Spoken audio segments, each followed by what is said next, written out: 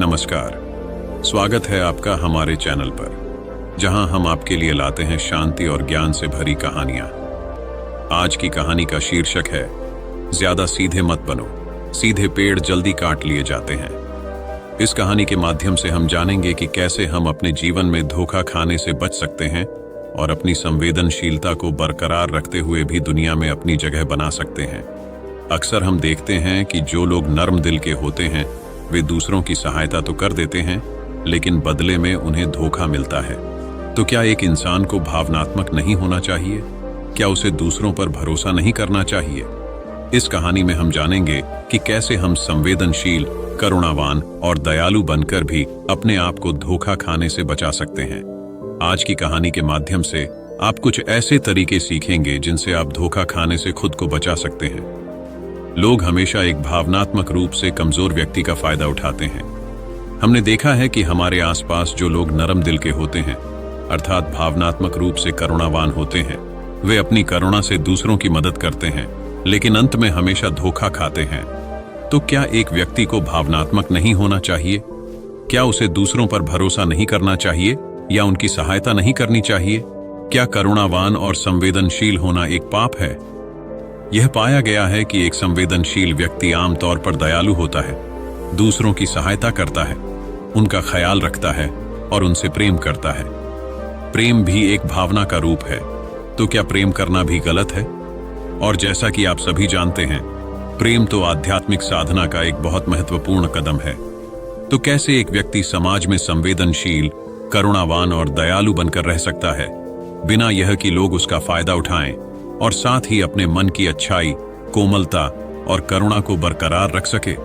तो चलिए इस प्रेरणादायक यात्रा पर हमारे साथ चलें और जानें जीवन के कुछ महत्वपूर्ण सबक। एक बार एक युवा लड़का जंगल में पेड़ों पर मुक्के मार रहा था। वह बहुत जोर जोर से उन्हें मार रहा था, अपने गुस्से को निकालने की कोशिश कर रहा था। शायद किसी ने उसे धोखा दिया था या उसके साथ कुछ बहुत बुरा हुआ था, जिससे वह बहुत परेशान था। उसे कहीं भी शांति नहीं मिल रही थी। वह पेड़ को लगातार इतने जोर से मार रहा था कि उसकी उंगलियां लहूलुहान हो गई थीं। उसी जंगल में एक शीतल पानी का झरना था, जहां एक भिक्षु रोज शाम को स्नान करने आया करते थे। यह उनका नित्य का नियम था। आज जब भिक्षु उसी रास्ते से स्नान करने के लिए जंगल में आए, तो उन्होंने उस लड़के की हालत देखी।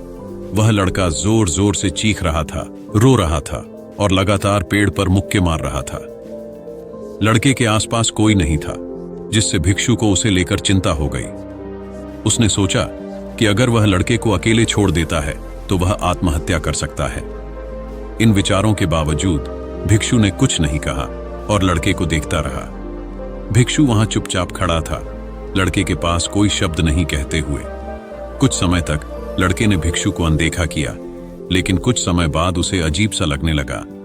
उसने सोचा, न तो यह मुझे रोक रहा है और न ही कुछ कह रहा है, यह बस मुझे देख रहा है। इसका क्या मतलब है? यह बड़ा अजीब आदमी है। ऐसे विचार उस लड़के के मन में उठने लगे। कुछ समय बाद भी जब भिक्षु ने कुछ नहीं कहा, तो लड़के ने अचानक से उससे पूछा, महाशय, आप अपने रास्ते क्यों नहीं चले जाते? भिक्षु शांत स्वर में उत्तर दिया, मैं तुम्हें रोक नहीं रहा हूं और तुमसे कुछ नहीं कह रहा हूं, तो तुम्हें मेरी वजह से परेशानी क्यों है? मेरी तरह ये पेड़ पौधे, पक्षी सब तुम्हें बस देख रहे हैं। जब इनसे तुम्हें कोई परेशानी नहीं है तो मुझसे मतलब क्या है? इसे सुनकर लड़का जोर से चिल्लाया, मुझे सबसे परेशानी है, मैं सबसे नफरत करता हूं। यहां सब धोखेबाज गद्दार होते हैं, कोई भी निष्कपट नहीं है इस दुनिया में। ऐसा कहते हुए उसने रोते हुए फूट फूट कर बोला और भिक्षु उसको देखता रहा।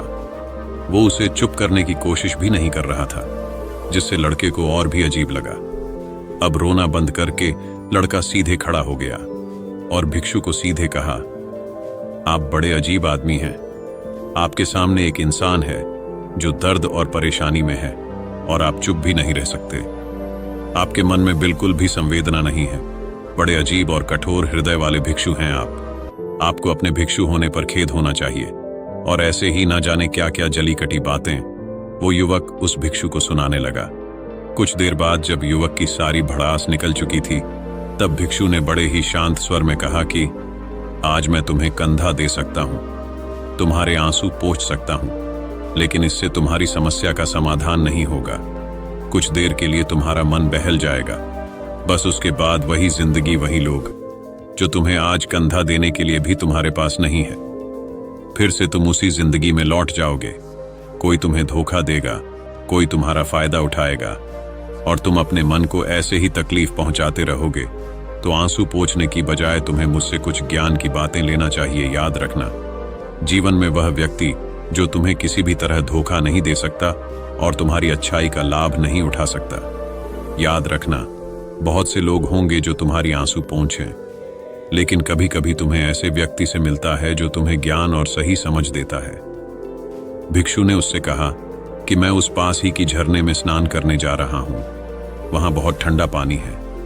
अगर तुम चाहो तो मेरे साथ चल सकते हो।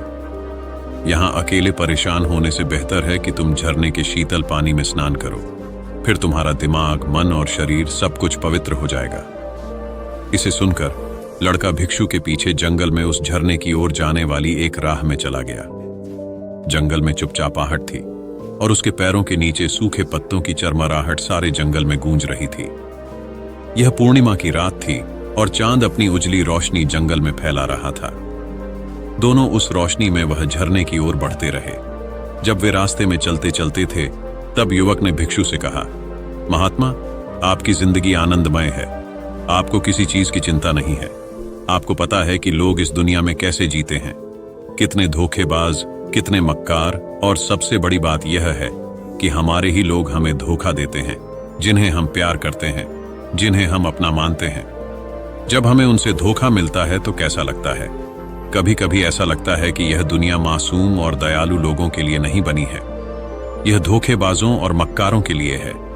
वे यहाँ फलते फूलते हैं, आनंद से जीते हैं, जबकि हम जैसे लोग जो दूसरों की मदद करते हैं, जो दूसरों को अपना मानते हैं, हमेशा अपने जीवन भर दुख में रहते हैं। यह जीवन की सच्चाई है और यही संसार है जहां हमें हर दिन थोड़ा थोड़ा मरना पड़ता है। तुमने सही किया, उस तरह की जिंदगी को पीछे छोड़ दिया। अब मैं अपने अंदर संतुष्ट हूं, किसी और की चिंता नहीं है। मुझे भी लगता है कि मुझे संन्यास लेना चाहिए। इसे सुनकर सन्यासी शांति से उत्तर दिया, तुम्हें क्या लगता है इस दुनिया को छोड़ना बहुत आसान है? तुम्हें 2 वक्त की रोटी शांति से मिलती है। कभी कभी हमें वह भी मौका नहीं मिलता। अगर हमें भीख मिलती है तो हम खा लेते हैं, वरना हमें भूखे ही सोना पड़ता है। यही सन्यासी जीवन है। हमें हमेशा नीचे सोना पड़ता है, सिर्फ एक लंगोट में रहना पड़ता है। चाहे कैसा भी मौसम क्यों ना हो, तो यह सब तुम्हें आसान लगता है, तो तुम भी सन्यासी बन जाओ। युवक ने कहा कि आप कहते तो ठीक ही हैं, संघर्ष तो दोनों तरफ है, सांसारिक जीवन में भी और सन्यासी जीवन में भी। वैसे सांसारिक जीवन भी अच्छा है, लेकिन तब तक जब तक घर परिवार में सुख शांति बनी रहे, धोखा ना मिले, हमारे लोग हमारा फायदा ना उठाएं, हमसे झूठ ना बोले, हमें धोखा ना दे, तब तो जीवन जीने का आनंद होता है, वरना तो जीवन नर्क हो जाता है। भिक्षु ने कहा, देखो, सन्यास अपने मन से लिया जाता है। जब हमारा मन कहता है कि हमें सन्यास के मार्ग पर सफलता हासिल करनी है, आगे बढ़ना है, तो ही सन्यासी जीवन सफल हो पाता है।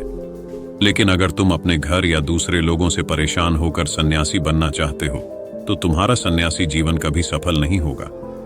इससे अच्छा यह है कि तुम सांसारिक जीवन में कुछ तरीके और नियम अपनाओ, ताकि दूसरे लोग तुम्हें धोखा न दे सकें। सबसे पहले यह समझो कि धोखा उन्हें ही मिलता है जो भावनात्मक रूप से कमजोर होते हैं, जिनका दिल जल्दी पिघल जाता है, जो दूसरों को दुख में नहीं देख पाते।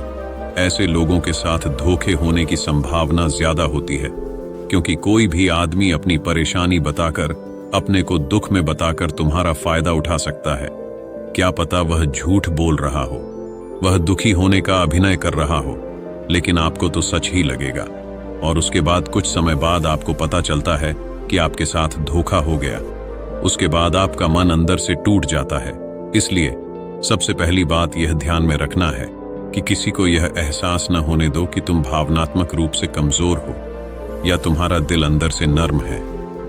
अगर उन्हें इस कमजोरी का पता चल गया तो वे जरूर कोई न कोई जाल बिछाकर तुम्हारा फायदा उठाने की कोशिश करेंगे। भले ही तुम अंदर से संवेदनशील और मददगार हो, लेकिन किसी को इसका एहसास मत होने दो। ऊपर से कठोर बने रहो, जब लोगों को लगेगा कि तुम्हें धोखा देने का कोई फायदा नहीं है तो वे रुक जाएंगे। यह आदमी कठोर है और नहीं पिघलेगा, तो स्वाभाविक रूप से वे लोग जो झूठे और मक्कार हैं आपके पास नहीं आएंगे। वे उन्हें चुनेंगे जो उनके आसान शिकार होंगे। दूसरी बात समझने की यह है कि हम बहुत जल्दी दूसरों पर विश्वास कर लेते हैं और हमारी यह जल्दी विश्वास करने की आदत ही हमें नुकसान पहुंचाती है। आपको किसी से मिले हुए 2 दिन भी नहीं हुए होते हैं और आप एक दूसरे के करीब हो जाते हैं, एक दूसरे पर पूरा भरोसा करने लगते हैं और यह भरोसा तीसरे दिन टूट भी जाता है। फिर तुम्हें धोखा मिलता है और फिर तुम परेशान होते हो। इसीलिए समय दो। किसी भी चीज को, किसी भी रिश्ते को आगे बढ़ाने के लिए समय की जरूरत होती है। समय के साथ तुम्हें सामने वाले इंसान की अच्छाई और बुराई पता चलती है। तब तुम्हें पूर्ण रूप से पता चलता है कि इंसान वास्तव में कैसा है, अच्छा है या बुरा है, और वह कुछ समय देने के बाद ही होता है। इसीलिए जल्दी किसी पर विश्वास मत करो। अगली पहचान या अगला तरीका समझने के लिए तुम्हें ऐसे लोगों को समझना होगा जो दूसरों की चापलूसी करते रहते हैं। कुछ लोगों की आदत होती है चापलूसी करने की। आपके सामने आपकी बड़ाई करेंगे, आपके बारे में अच्छा अच्छा बोलेंगे और आपको लगेगा कि यह इंसान कितने अच्छे हैं, मेरे से कितना प्यार करते हैं। लेकिन वास्तव में उनकी वह चापलूसी एक जाल होती है ताकि वह आपका दिल जीत सके, और उनको चापलूसी करने का मौका तभी मिलता है जब आप दिखावा करते हैं। अगर आप उनकी चापलूसी से प्रभावित ही नहीं होंगे तो कुछ समय बाद वो चापलूसी करना बंद कर देंगे। इसीलिए किसी के सामने दिखावा मत करो, वरना आप तो आकर्षण के केंद्र बन जाते हो। लोगों को लगता है कि शायद इसके पास बहुत ज्यादा धन संपदा है, इसीलिए इतना दिखावा कर रहा है। और इसी वजह से जो लोग आपका फायदा उठाना चाहेंगे वो आपके करीब आने की कोशिश करेंगे, आपके चापलूसी करने की कोशिश करेंगे। अगला नियम बताते हुए बिच्छू ने झरने की तरफ इशारा किया। वो झरने के पास पहुंच चुके थे। युवक को भी एहसास हो चुका था क्योंकि वहां पर ठंडी ठंडी हवा चल रही थी। ढलान की तरफ जाते हुए बिच्छू ने कहा, सांसारिक जीवन में एक बात समझने की यह होती है कि हम जिसकी सहायता कर रहे हैं, चाहे किसी भी रूप में, धन से, शारीरिक रूप से या जिस भी अवस्था में, हमें यह ख्याल रखना चाहिए कि सामने वाला वापस कभी भविष्य में हमारी सहायता करने योग्य है कि नहीं। अगर किसी को पैसा उधार दे रहे हो तो यह समझो कि उसके पास आय का कोई साधन है कि नहीं। कल भविष्य में वह तुम्हें वापस कर पाएगा कि नहीं कर पाएगा। अगर वह नहीं करेगा तो तुम्हें तकलीफ होगी, तुम्हें दुख होगा। ऐसे तो इंसान करुणावश भिखारियों को भी भीख देता है, लेकिन वह गलत नहीं है, क्योंकि जो भी पैसा अपने सामने वाले को दिया है उससे आपके ऊपर कोई ज्यादा प्रभाव नहीं पड़ेगा। अगर वह आपको वापस भी नहीं लौटाएगा तो अगर किसी ऐसे इंसान को पैसा देना है जो कभी वापस नहीं लौटा पाएगा, तो उतना ही देना जिससे तुम्हारे ऊपर ज्यादा दबाव न बने। अगर वो वापस भी न लौटाए तो तुम्हें ज्यादा दुख न पहुंचे। अब तक वो दोनों झरने पर पहुंच चुके थे। दोनों ने अपने कपड़े उतारे और उस झरने के शीतल पानी में कूद पड़े। पानी बहुत ठंडा था।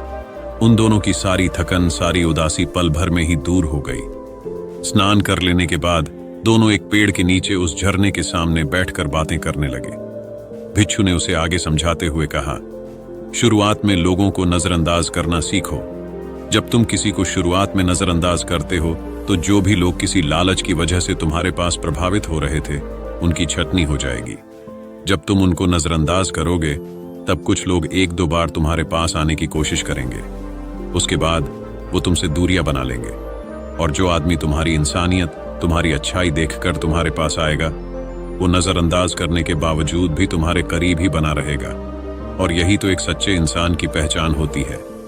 जो हमारे अपने होते हैं उनसे हम लड़ भी लेते हैं, झगड़ भी लेते हैं, उसके बावजूद भी वो हमारी बातों का बुरा नहीं मानते हैं। चाहे थोड़े समय के लिए वह हमसे नाराज रहे, लेकिन कुछ समय बाद फिर से हम एक हो जाते हैं। और यही तो घर परिवार का मतलब होता है, यही तो अपनों का मतलब होता है।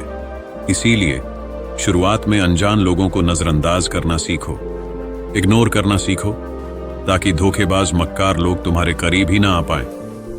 अपने इस वार्तालाप को खत्म करते हुए भिक्षु ने अपनी आखिरी बात बताते हुए कहा कि ये आखिरी सीख सबसे ज्यादा महत्वपूर्ण है। सब कुछ होने के बाद भी तुम्हें धोखे मिल सकते हैं, लेकिन तुम अगर अपने आंख और कान और अपना दिमाग खोल कर रखते हो, अगर तुम होश में रहोगे, ध्यान करोगे, तो तुम्हें इंसान की आंखें देखते ही समझ में आ जाएगा कि उसे तुमसे क्या चाहिए। तुम उसकी इच्छा और उसका स्वभाव उसकी आंखों में ही पढ़ सकते हो। लोगों की आंखों में, उनकी वाणी में, उनके स्वभाव में, उनका सब कुछ दिखाई देता है। बस हम ही अपनी आंखें मूंद कर रहते हैं। दूसरे लोगों से जानो, उसके रिश्तेदारों से जानो, उसके परिवार वालों से जानो कि वह इंसान कैसा है, दूसरों के साथ उसका व्यवहार कैसा है, उसकी पड़ताल करो। जब किसी पर विश्वास करो, ऐसे ही किसी पर विश्वास मत कर लेना, अपनी पूरी संतुष्टि करना। अगर तुम किसी के साथ लंबे समय तक भरोसा करना चाहते हो, किसी के साथ कोई संबंध बनाना चाहते हो, कोई दोस्ती करना चाहते हो या किसी की मदद करना चाहते हो, तो इन सभी परिस्थितियों में तुम्हें यह जरूर पता होना चाहिए कि दूसरे लोग उस इंसान के बारे में क्या सोच रखते हैं। इसके बाद तुम जीवन में कभी भी धोखा नहीं खाओगे और तुम्हें कभी भी धोखे की वजह से पछताना नहीं पड़ेगा।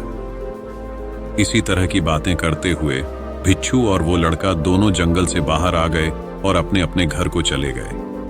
आज की कहानी ने हमें यह सिखाया कि जीवन में धोखा और परेशानी से बचने के लिए हमें अपनी संवेदनशीलता, करुणा और दयालुता को बरकरार रखना जरूरी है। जब हम दूसरों पर विश्वास करते हैं और उन्हें अपना साथ देते हैं, तो हम असली समृद्धि प्राप्त करते हैं। ये वीडियो आपको कैसा लगा कमेंट बॉक्स में जरूर बताएं। ऐसी कहानियों के लिए मेरे चैनल को सब्सक्राइब करें। धन्यवाद।